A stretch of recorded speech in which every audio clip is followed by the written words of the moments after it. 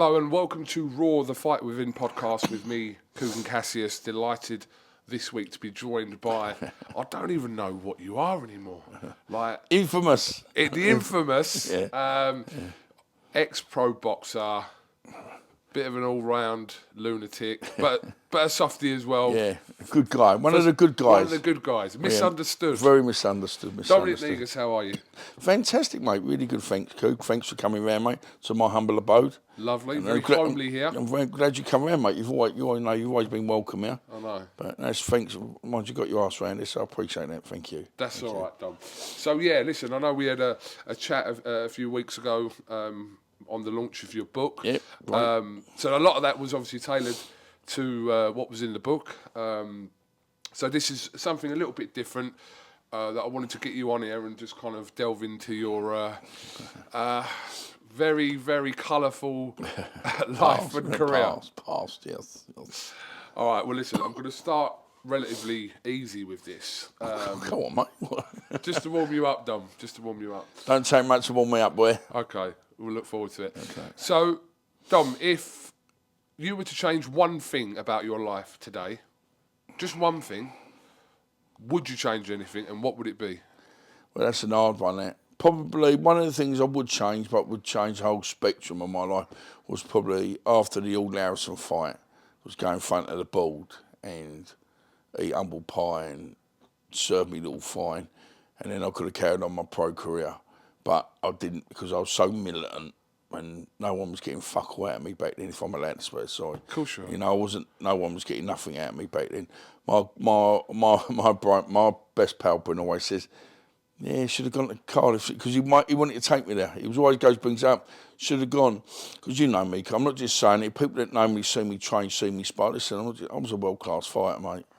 And then, of course, then after that, I was in the middle of everything, wasn't it? The boxing was just fun for me. I was living the maddest life you could ever imagine, you know. And then obviously, then Little Legs turned up, didn't she? And she kind of made me such a better man. So did I mention I've got a daughter?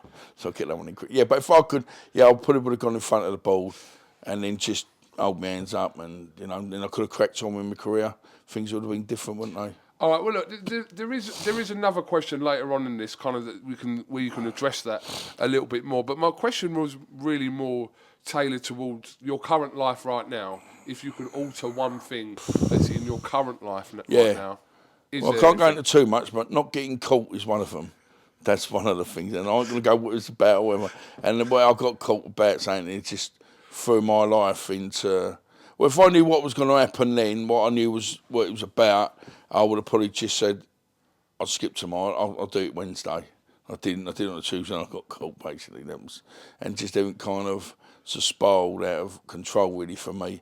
But, you know, but listen, if you're in that world, ain't you? And it was like, it was never the, you know, obviously there's the infamy about, you know, what happened in the gym and stuff like that. That was never the problem. Physically, I could deal with the physicalities of life. I like that word. But it's always the mental side of things I had trouble with.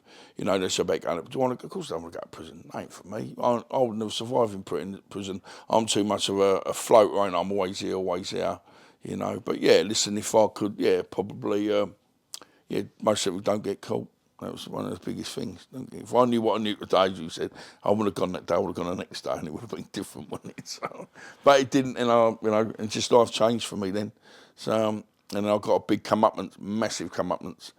I realised, you think how clever you are, but you ain't that clever.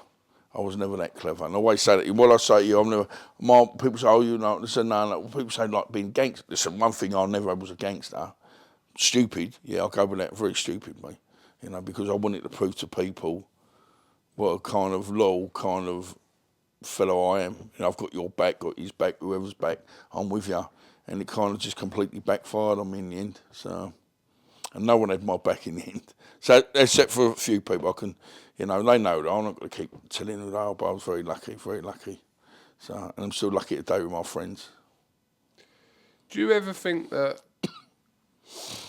or think about rather, if you hadn't got into like the business of boxing, that didn't apply in your life, where you'd be today, what you might have done? I was a car sprayer by trade.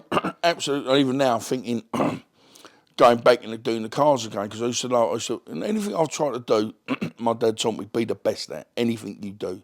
So was it be boxing or whatever, karate, I was always wanted to be the best. And it was like, well, car spraying, I wanted to be the best. And I used to be a good car sprayer, and then kind of the boxing took over.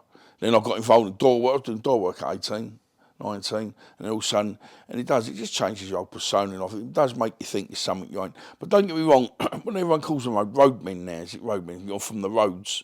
They say, like, you're from the roads. Like, Roadman. Yeah, I'm a roadman. But like, very much, I was always, well, we were like street rats. We were street rats, always like going down the tip, doing things. So we were always quite street orientated, so I always had my feet on the ground that way. But then it was like, I don't know, just things were just completely different, and it's all changed today now, and it's not, definitely ain't how it used to be. Would your life have been different if boxing hadn't got into it? Yeah. I think for the better or worse? I probably would say it would have made me a milder person. Because with the boxing, I was training and stuff, and I said then I was doing the door work training. I started doing door work. My mate said to me, he said, come work with me one day, he said, And then from that, we had a bit of, like, something happened, and they go, you need to get down to the gym. And then I got into the boxing seriously, and I was about 19, 20 when I started. Like, my first fight was about 21. And I used to box for Gator, and then I boxed for 5 Star.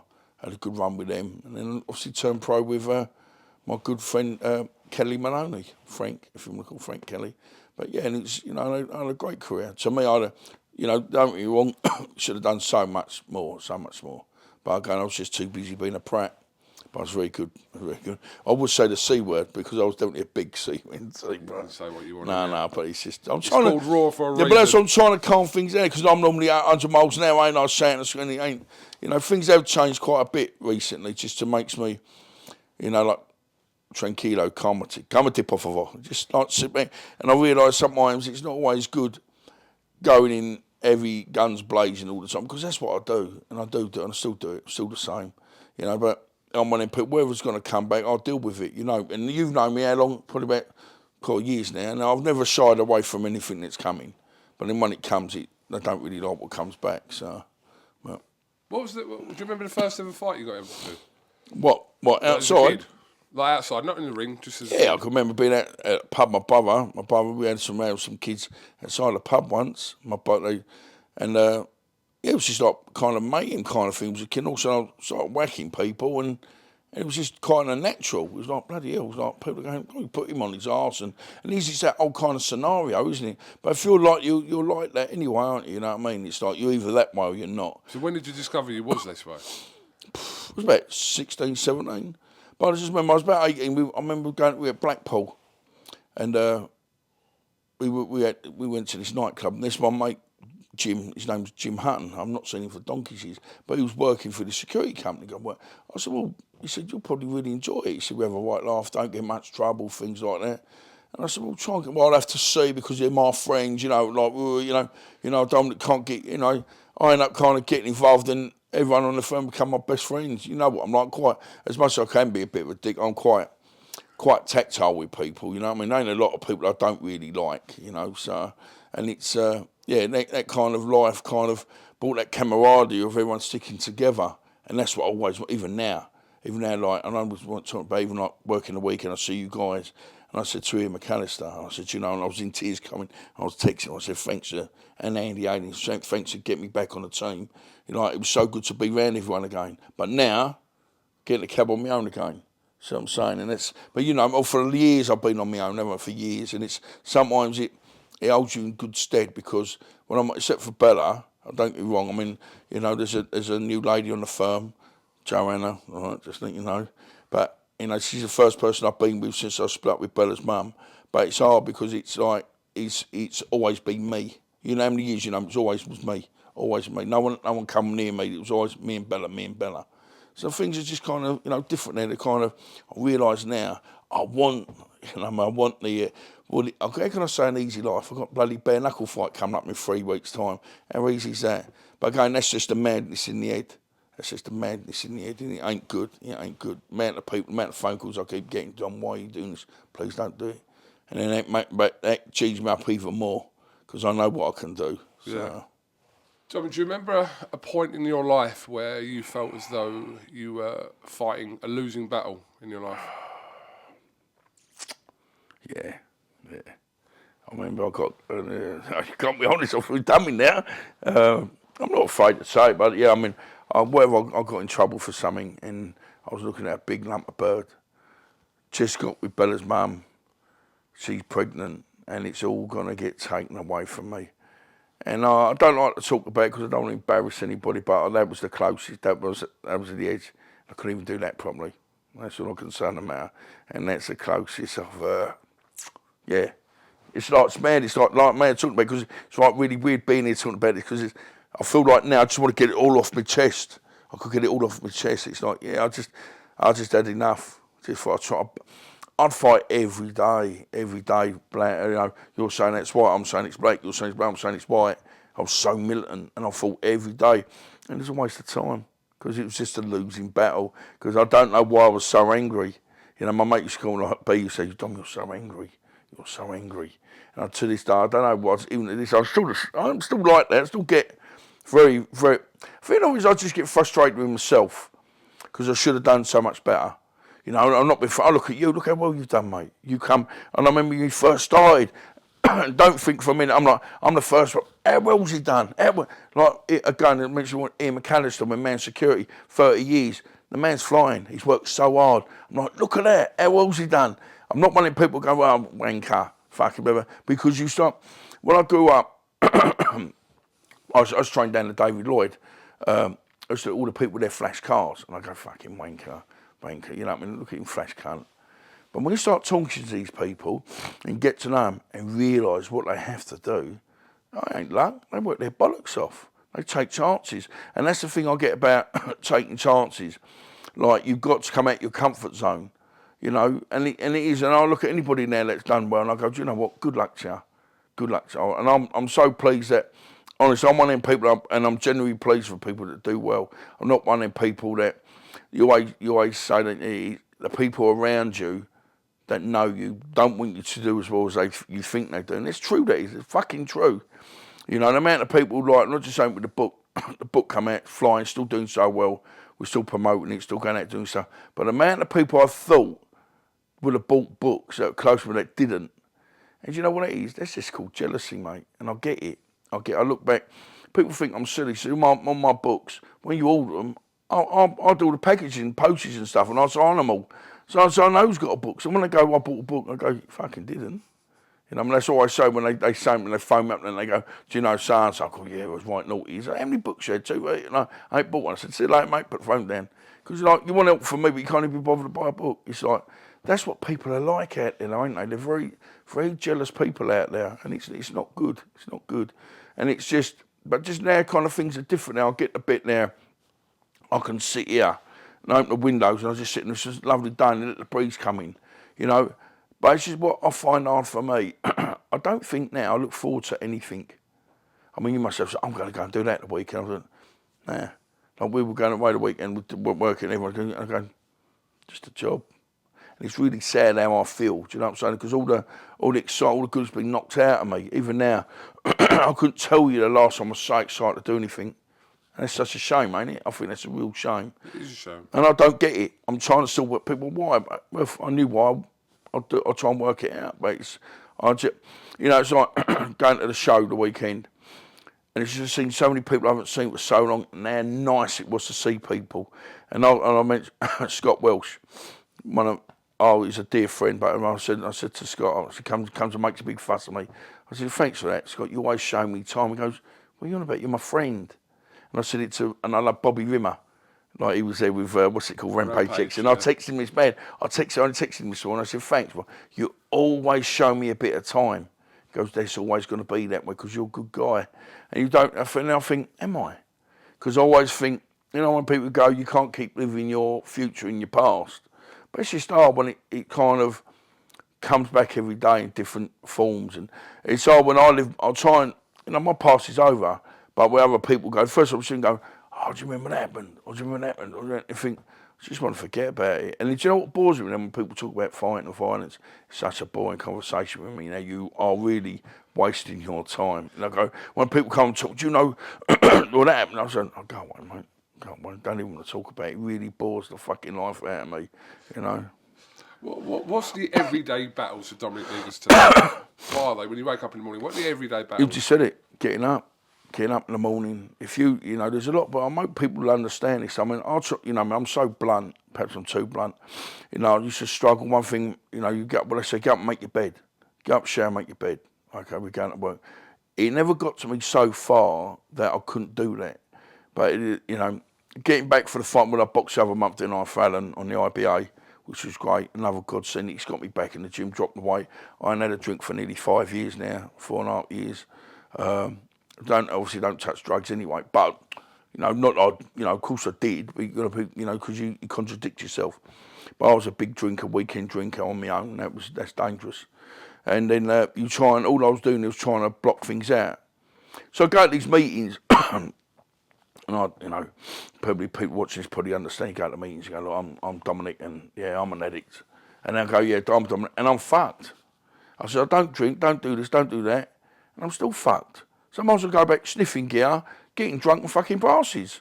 You know what I mean? Because because not that I was doing the brassing, I couldn't afford it. You know, I was too busy spending money on booze. But you know, I'm saying that kind of thing, that genre, and all of a sudden his life's still the same. But they've got me down as I think as a dry alcoholic. Because you're still battling, and that's where they have this 12-step plan comes in, which is very good. I mean, I need to kick my arse into gear a little bit, because what I've found, it doesn't hurt. Well, it does, but it doesn't hurt to talk about things as long as you're with the right people, because you can scare their life out, because people think automatically there's something wrong with you, or there ain't nothing wrong with me at all. But I just started to understand myself a lot better than most people. It's like the trigger effect that come, you know, it's like when you start thinking about things, like I'm going to go away to Future Ventura. We're supposed to have some people come on the boot camp, and they blew us out. But I won't catch, so we're going, so I'm going to have to pay for it out of my own money, right? So, but we're going anyway, because I need to train for this bare knuckle fight.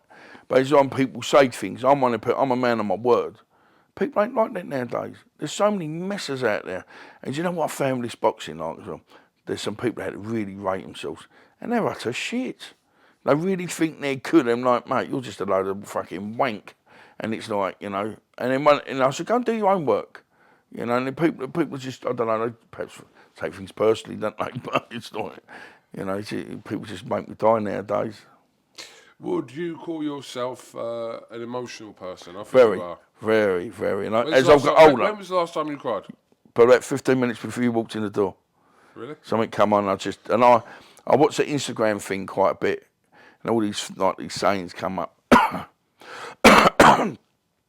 There was a scene on there the other week, I just on Instagram, and it's got Jake LaMotta, Robert De Niro, and he's hitting the wall in the prison. Yeah, he's going, and he's going, why, motherfucker? And he's smacking his head butting it, and that's me every fucking day.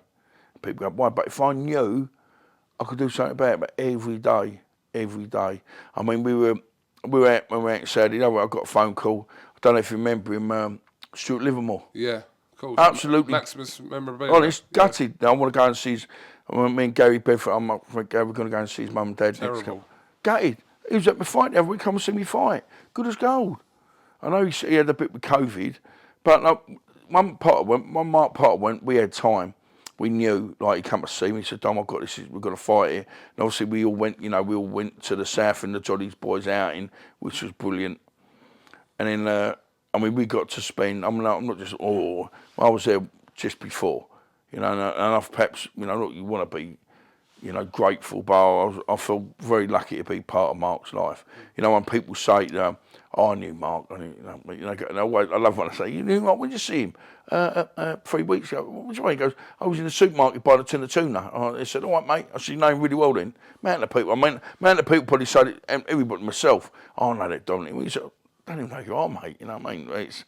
I was very close with Mark, but the fact that we're with Stuart going, that's kind of rocks us more, because we was not expecting that. And so we're going to have to try and get it together about that one now and see what we can do, because we're all quite a close-knit kind of community when it comes to the unlicensed fights. I mean, it was kind of for years on each other's radars, you know what I mean? But we never fought for whatever. But he was a good guy. And his dad and mum, they're great people, you know what I mean? And I left a message with his mum the other day. I didn't know what to say. He just said, look, you know, you don't know what to say, do you? No. You know, that's why you realise once your time's up. That's what I was saying. I have these days where I could sit in here. I'm not doing a bit where I would get off the couch. I knew a pal of mine. He sat on the couch, sat on the like 3 weeks, big beard, couldn't get his arse into gear, just because it'd get really bad. And it's one thing I try to do is not take any medication. I'm not into that, like, you know, because take this, take no. Listen, just got to keep busy. I think just really keep busy. What I find is when I'm here on my own, my head goes. As soon as I'm in the car and so I'm going to the gym, as soon as I'm in the gym, also you can make things happen. Like we're talking about money, so I've got to pay for this, you know, whatever it is. And it's going to leave me really short. But then I know, look, when I come back, we're juggling, ain't we? But I talk to other people go, you ain't the only one. And I don't mean, but it makes me feel better that everyone's in the same boat. Do you know what I'm saying? We're all just trying to make things happen. And it's just, especially at the moment, it's really hard out there, ain't it? I mean, everyone's feeling the pinch. But, you know, I said, well, I was working at the hostel, like, full time. Now I've come off of that, and it's like now I'm back to juggling again. And I didn't do that for 5 years. Now I'm at, you know, a bit of hustling, you know, like make things happen and push things in the right direction, or over the hill, so down the cliff, so kick up the nuts. That's what it is, isn't it? During your, I know you're still kind of a little bit involved now with fighting, but when you were as an active professional boxer, did depression ever play a part while you were boxing calls through being a boxer? I found with the depression and so it wasn't too bad. It was always like after the fights, because only you getting ready, and the fight's over, bang, it's over. Got to go work next day, got to go and do this, and that's when the amount of people, you know, amount of fighters that probably, I mean, you spoke to quite a lot of people, they kind of hit on that. For them bits, see, with me believing it's not about the glory, it's not about fighting, it's just, you don't want to get in the ring and they call you, no. You see me when I fight now, I don't. Someone picked up on it the other week about me fighting. He goes, every time I've seen you fight, what's his name, Liam? Is it Liam Gavin? I think he does all the IBA stuff. Yeah, I remember Liam. Yeah, but he said to me, he goes, every time I've seen you fight, I must have done 30, 35 of my fights. He goes, you never celebrate. I said, because it's all a big fraud. Because by rights, half these people shouldn't be in the ring with me. Because I know how good I am. And these people think, that's in this life, there's people that think, there's people who know, listen, I know how good I don't know how good I could have been, but I know how good I was. And there weren't many people on a good day. And I'm just saying it, I'm not being big-headed, people laugh at me or whatever, but you know me, I'll train with everybody. And it was like, you know, so when I was, because I look at the guys on the floor, like, you had a fight, great, one man being getting out of the ring, and the guys, and you think, shouldn't have got in there, mate.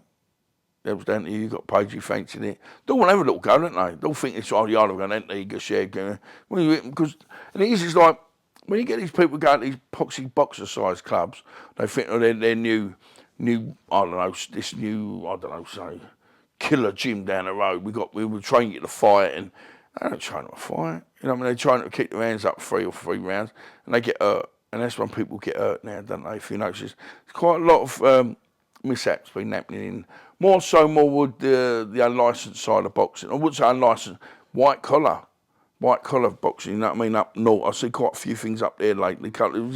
Last year, this couple of fatalities up there even, so last year, I think, because they're not regulating it now, so, but anyway, that's not my problem, is it? So. Dom, what was it about after the fights for you then that caused any spates of depression? What was it? Just the fact that it was like, okay, time's over, fight's over, also, what am I going to do now? So that's reaching that high and then... Yeah, because you're training for that day, you're training for that. And it's all the anticipation of the fight, it's like doing this, doing that. You know, you're training every day, 6 o'clock, and you're doing your 10 o'clock session, you're doing your afternoon session, you know, and it was great. And also, you know, not that, okay, of course you go down to the gym next week. I was always in the gym. But it was just, I mean, Dean Powell, God rest his soul, he'd always say, he'd see me, I was always happiest when I had had a fight date and my tickets. And I'd have a pot of chicken and tuna, chicken and rice with me all the time. But it was all about fight, and date and who I'd had. You know what I mean? I never really kind of bothered who I was fighting, but, you know, just so I put, who you fighting, who you fighting? It's like now I go now on licence, who you fighting? I could go with King Kong. You ain't going to know, it don't matter, does it? So, but yeah, it was always a couple of days. That's why you see a lot of people after the fights going on holiday, don't they? They go away, try and get away from it. Because it's a proper come down. So, you know, get yourself all hyped up, batter and bruised, winning or losing, and all of a sudden it's over. You're just like, tomorrow's like chip paper, ain't you? Off you go, next one. You know, we had the show last Saturday. Now we've got this week, Joe Cordina. That's gone really, ain't it? That's forgotten about already, really. We're looking at this one now. And that's life. It's like, you know, one thing I've noticed, and we try, I mean, it's nearly a year since Mark's gone, try and keep each other alive, do you know what I mean? It's like, it's even just a memory, you know, because we're a long time forgotten in this world, you know, and it's such a shame, it really is. Who's been the biggest influence on your life? I've been quite lucky, really. I mean, obviously my daughter, I know, did I mention I've got a daughter? You can mention as many times as you want, mate. Bella, I love you. You made me such a better man. But no, she's probably had the biggest influence on my life when she was born. Because she just changed me. I realised that I was a bit of an ignorant pig. You know, I did what I wanted. Didn't care about no one else's feelings. Very selfish. Now this little thing pops up and you think, I've got to look after it. Now you know. And it's not as easy as you think, especially when, like, you have to bring them up, not bring them up, obviously, but you're single parents, you know what I mean? Like, you have blah, blah, blah. You know, it broke my heart. And I never, ever wanted to be a single parent. You know, it was just that me and Bella's mum, you know, I said before, Bella's mum's a great lady. You know, of course she's Bella's mum. I ain't got to say nothing bad about her. You know what I mean? But, you know what I mean? It was just, we just kind of, was it Bella's mum's mum, would always say, you like oil and water. Just didn't mix, you know, it was such a shame. But then it's like, you know, I've done, one thing I've always been told, and it was the nicest thing I've ever been told in my life. I remember it, my mate Bryn said to me, we were sitting outside in his house once, he goes, you ain't off a good dad. He goes, oh, and then mate again, you brought that kid up, and you go, I'll see you. Compared what people think you're like. And it really got me, and I think that's the nicest compliment I've ever been told. You know, but again, I've been lucky, you said influences. Again, I mentioned Bryn, I've got another friend, Emery, known them both 30 years, and they stuck by me, wrong or right. Wrong, when I was wrong. Don't get me wrong, they're the only people that told me, was it the truth will set you free? Because people didn't want to tell me when I was wrong, did they? Because what's going to happen? I've got to get the up, ain't I? Yeah, you can fuck off. And it wasn't, sometimes you need to be told the truth, and it hurts. I remember Big said to me once, that was before the old Harrison fight. He goes, I can't be around you at the moment. You're so unpredictable. You scare me. Like, we're sitting there and you're turning on people. And that's the first time he phoned me up. He told me, I cried my eyes. I said, you're my mate. He said, no, I can't. And he said, look, I promise. He goes, look, come on, let's talk about it. You know, and that was the first time I realised that things in me, that I'm 32 then, I'm 50, that was 22 years ago. And it's still a battle now. Just trying to, you know, I'll try and be places. I'm quite, you know, a bit louder in life. You know what I mean? Louder than most people. Try and walk in a bit like a peacock. Yeah, Dom's here. If you notice, I kind of go quiet and go and hide in the corner because I like to let people know I'm there. But I'm not the thing of the party. You know, I always feel like I'm a bit like a circus freak. You know, I'll go to people's parties and they want to prod me and poke me and they go, oh, that's that DOMINIC NEGUS. He's been on Danny Dyer's did this man. Oh, that's that DOMINIC. He's been down, he's knocked people out. You know, I've had people come up to me, how stupid, going, how many people you knocked out this week? I went, don't really work like that. I said, we could be one in a minute if you carry on, you know, but people are just so stupid, ain't they? And then they wonder why you get the ump, you know, but then perhaps it's my fault for being perceived that way in the first place, because it's only down to me, ain't it? So. This one's a little bit of a difficult one, actually, but you can come back to it if you want a minute to. Can I phone a friend or something? You can phone a friend if you want. I can't, they're all dead. So. Killed him with an axe. For the purpose of this conversation, that was a joke. No, I was joking. Negus at 29 minutes. What song explains your life the best? I've got two. Oh, go on. I like this. There's a song called Science of Silence. Now, you've got me with music. You can't beat me with music. Right. It's my life. Music, lyrics to songs are my life. Right. Now, what's it? Richard Ashcroft sang it off of Human Effects, I think it was called the album. I bought that about 6 times. It's called Science of Silence. Listen to the words to Science of Silence. This explains your life. Yes.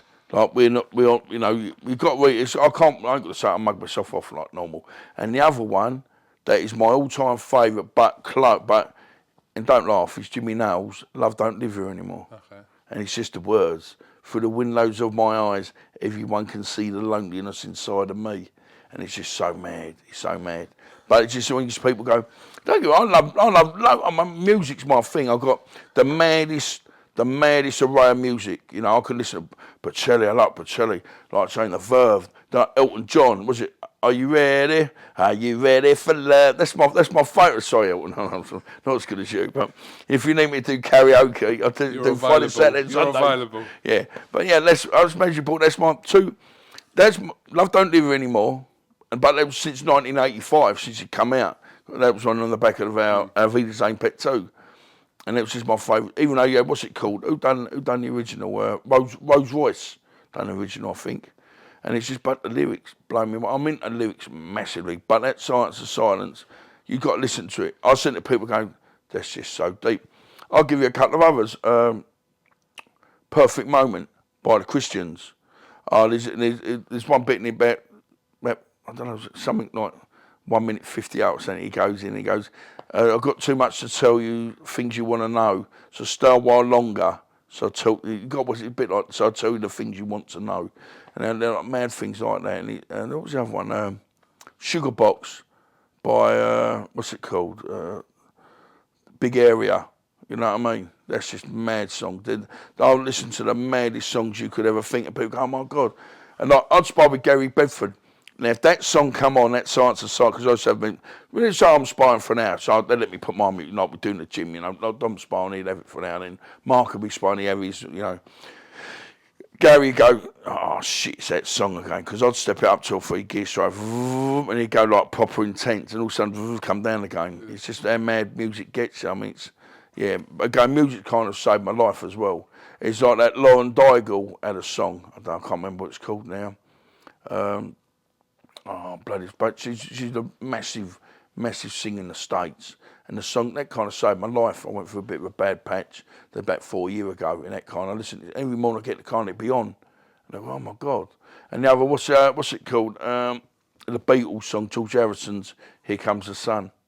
That, I remember I got in trouble for this, whatever it was, and I was coming out of Bella's mum's house at the time. I was living wherever.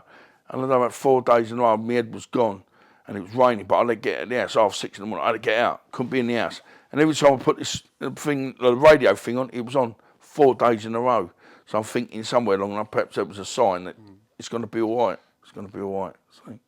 So that's a really good question. Yeah, actually, I like them one. Oh, you answered them off the top of your head, so you've obviously, well, I didn't even know the question, but a lot of people have had to think about it and actually come back to it. So how old are you now? 53 now. 53. Okay, so I never thought I'd make it to 33. Okay. So, you know, so you're winning already. You're winning. Yeah. Dom, if I could take you back, let's go back. Me and you go in a little time machine. Let's slip back 30 years to early 20s for you. If you could advise a 21-year-old Dominic Negus for 3 minutes, what would you say to him? You haven't got to speak for 3 minutes, but what would you say to him in that 3 minutes? Just concentrate on the boxing. Obviously, like, you know, because you say that because if you change time, you know, kids don't come and things like that. But you know what I'm saying? You know, just focus on what I was enjoying and enjoy my life more. Just enjoy life more. You know, my biggest thing was always about looking after everybody else. You know, and all the troubles I've got myself into, the majority of them was not even my problem. You know, I was a massive problem solver for other people. You know, then when I had my problems, there was no one around. You know, and that I think that's pretty true in life in general, isn't it? You know, so, but yeah, it was like if I just enjoy life, just try and enjoy life more. You know, not everything so serious. But then again, the lifestyle, it was quite serious, believe it or not. It was like, as much as I was this mad person running around doing what I was doing, it was quite very serious because it was quite life or deathish. Do you know what I'm saying? It was like very physical kind of life. You know, and I've got the marks to prove it. So, listen, as much as I give, I did take as well. There weren't no, you know, it wasn't always one way. But, you know, just enjoy life more. Just try not to take things, you know, just to relax. Right, and finally, you can answer this however you perceive this question.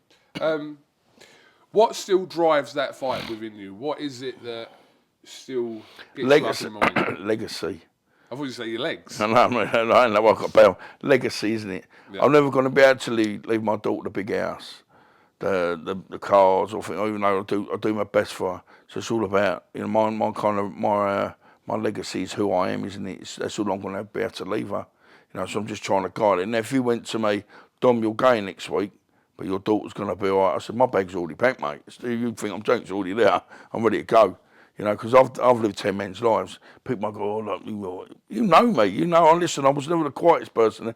But I've done things you wouldn't even know I've done. Because I was never that stupid to tell everybody everything. You know, but it's just like, you know, I don't know, it's just the kind of, just is what it is, isn't it? It's just a kind of... What's sad to you say that, to be honest?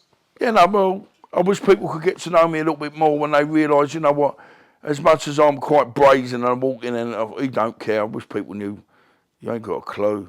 You know, I mean, I love, you see me, it was like when I see Kerry Cage the other day, give him a big cuddle. I'll give everyone a nugger, I'm a nugger, because I really was brought up that way to, if you like someone, I mean, I said before, there ain't a lot of people I don't really like. You cross me at your own peril. I mean, they don't really, you can talk to me, believe it or not, as much as I'll get the ump, it can be a stroppy git. But, you know, I was always there to, you know, I'm there more. I like to think I've helped more people than people realise. You know, I'm not a complete animal, you know, but, you know, you're in the zoo sometimes, and that's sometimes, do you know what I've got to say? I was out in Future Ventura the other week, and Billy Joe was out there, and he was sitting with us, you know, him, and only since he turned pro, lovely guy. And he sat there and had this conversation, and it was fantastic. And he really got me, because I'm quite a deep person, believe it or not. You know, I'm not completely that a Neanderthal. I can be. But he sat there and we had this conversation. I said, but people don't deserve to see you like this. And I get it because they've already prejudged you because you've done your silly things and whatever. But Billy Joe's probably one of the nicest, and, you know, loves his kids and things. And I could want to punch your fucking lights out. But as soon as you walk up to me and go, how's Bella? I go, oh, you done me. That's the trump card, you done me. You know what I mean? Because it is, you know, if you, and especially remember, you know, how's your daughter, things like that. It was so nice, again, being back on the team. Amount of people went, how's your daughter now? You know, when you turn like she's 19 now, she's got a car, she's like, oh my God. Oh my, we remember when she was born, and, you know, that's, you know, I've been in the game a long time, you know what I mean? It's like, from security, so I'm a boxer, to pro boxer, to pro trainer, you know what I mean? So I'm licensed to work bare knuckle now. You know, I've been in every aspect. I've covered every aspect of this game. So when people try and talk a load of bollocks to you, or they talk a load of fanny, you just go, you ain't got a clue, mate. Go away. You're wasting your fucking time. You know what I mean? And you know, there's so many fanny merchants out there, you know, and think they're clever and all that. And in this sport, it's about longevity. You look at them, I mean, it's only the fit survive. Look, Frank, you know, he's the king of the jungle as far as I'm concerned. You know what I mean? He's like, you know, and you got Andy Haley, they're there for the long haul. They're grafters. You know, and it is what it is, isn't it? And it's, you know, you got to be quite tough, I think. You know, me, I'm not. I mean, I'll get the upset someone, then I have to go back. Do you know what I found? And it's quite nice for me to actually go back and apologise to someone, but mean it as well. Because anyone go, I'm sorry, mate, you don't. I said, you know, I'm really sorry about that. People are like, what do you, I said, I am. I didn't, not saying, the main thing is, not saying I wouldn't do it again or whatever, but I just, you know, I said, just a bad day, weren't it? Or it come out wrong. And again, you've already said it, I'm very misunderstood. So once something comes out, and I can be quite aggressive, it ain't like the one I mean, because it comes from the art. Everything mine comes from the art, doesn't it? You know, and that's how it is. Dominic, it's been insightful. Like I said to you, it's good to. I feel sometimes when I say misunderstood, it's a little bit of tongue in cheek. I think people kind of just find you are who you are. There's no grey area with you. I think. No, I don't want to be like that. That's one thing my dad taught me. That my dad, you would have loved my dad. My dad was. If I can always be, my dad's been gone like 19 years. But you know, if I could be after man or after dad, he was, and I've done all right because my mum was proper. Never went to work. Just worked on the print for 37 years on the Times. Didn't have no dealings with the police. They were the police, you respect them. Old school. old school. We respect everybody, you know. But now it's just not like that nowadays, is it? It is what it is. And again, I just said it. And out there where we come, it's a survival of the fittest, mate. And I've got the biggest fucking teeth. So you want to welcome to my jungle, you know. Okay, Dom Negus, thank you very much for coming on Raw the Fight Within podcast. Yeah, it's always insightful because I have to talk less and you talk more, which is the way it's meant to be. But appreciate you coming on now. Obviously, your book is still out. Let's just give that a little bit of plug. Yeah, please. What about me? Go onto my website, dominic-negus.co.uk. It's flying. We've had to get a second reprint, which I was so pleased about. Different stories, great stuff. I've got a BKB bare knuckle fight, the O2, the 25th of November. If you guys fancy it, be a bit different. Leave your wives at home. It's going to be a little bit messy. I don't expect to come out there unscathed, but someone can feel my pain for a change. You know? Well, we certainly do. You do certainly hope you do come through as unscathed as possible.